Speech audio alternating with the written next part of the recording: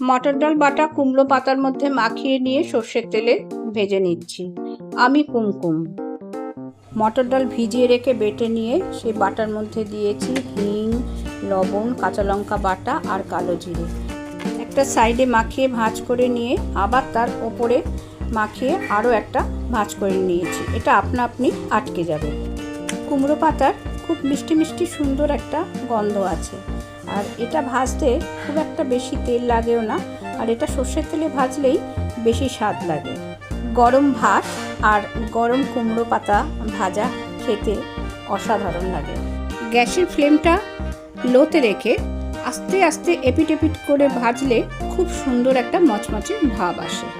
এই ভিডিওটি যারা ভালোবেসে দেখলেন তারা অন্যান্যদের শেয়ার করে দেবেন। আমার চ্যানেলের ভিডিওগুলি ভালো লাগলে চ্যানেলটিকে সাবস্ক্রাইব করে দেবার অনুরোধ রইল। ধন্যবাদ।